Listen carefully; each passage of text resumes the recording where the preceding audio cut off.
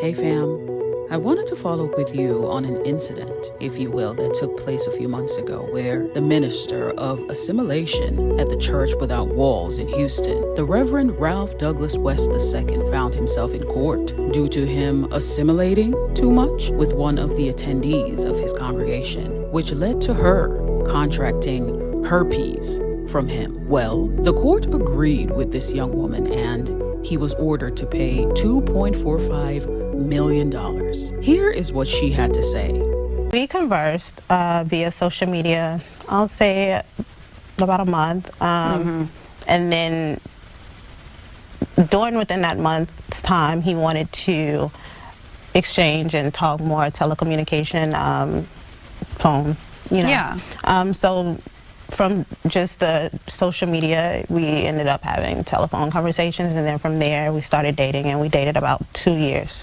And so while y'all were talking, you said you didn't know he was a pastor or anything, but obviously during that time you figured that out and you ended up attending a church service. Was the fact that he was a man of God, was that part of what drew you to him? Are you strong in your faith? So I am strong in my faith. My family I came from a very Christian background. I did not know he was a pastor prior to him, reaching out and everything, yeah. So we learned about each other over the course of time. I'm used to being in ministry, and so I won't say, that drew me to him because he, my background is ministry, so I'm not, it was like, it is what it is, yeah. Yeah, and I feel like it almost gives you like a sense of trust in someone when you have similar backgrounds and you believe in the same things. Correct. And so around that time, like in 2017, is that when you became, the relationship turned sexual? I would say somewhere around there, yeah. I don't recall the dates exactly, but yeah. Yeah. And so it was a real relationship. You guys were together. We actually dated, and then from there, yes. Yeah. And so we do actually have a soundbite from his deposition that he gave. Do you recall whether you told her during the spring of 2017 that you did not have any sexually transmitted diseases? I don't recall telling her that. Do you recall her asking you about that? No. Did you have the conversation about STIs? Yes, we had the conversation. He said he didn't recall. And during that deposition, he almost didn't recall anything. But yes, we definitely, we exchanged morals, we exchanged beliefs, and then we had those conversations. Yeah, just like any couple does. Correct. Take me to the point where you realized you had contracted an STI. Okay. So, one thing about me, I kind of know my body, and if something within my health is out of the norm, I could pretty pinpoint that. Yeah. So after one of our, course of events, I started to notice that something just was not right. And how long had y'all been like sexually active at this point? Like, had it been a while?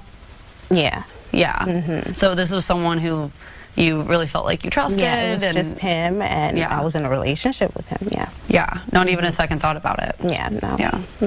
And so, go on, so you so I noticed, something wasn't right within a matter of days, and so I immediately made an appointment, and while waiting for my appointment, I even informed him, something is just not right, Yeah, just like you would with a boyfriend, And so after going to the doctor, they were able to determine by blood work that I was recently exposed and that I had the antibodies in my system. Wow. What was that like for you? I mean, what was your reaction? I was blank. I was scared because I didn't know exactly what all come with that. I didn't know what to expect. I didn't know how it would affect my life. And then I just felt very, shamed, kinda. It was just very uneasy. Well, I wasn't a person that had self-esteem issues at all. Yeah. So during that little period of time, that did affect me mentally, emotionally, and so yeah.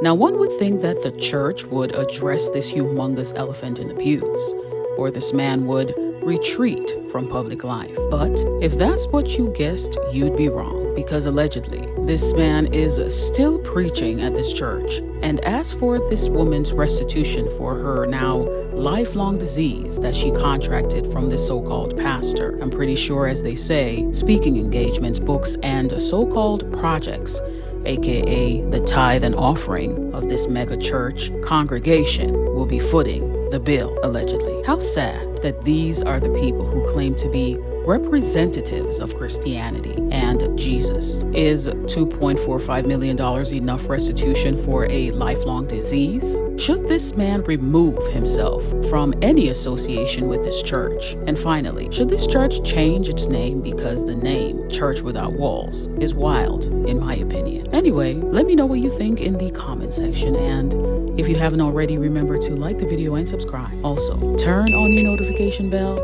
and please watch when you're notified. I'd really appreciate it. Stay tuned for more. I'll catch you in the next one. Take care. God has a way of finding you wherever you are, whenever you are, when it seems like hope is lost. How many times have you been in a place in your life where it seemed like hope was lost? But even when it seemed like it was lost, hope had a way of finding you.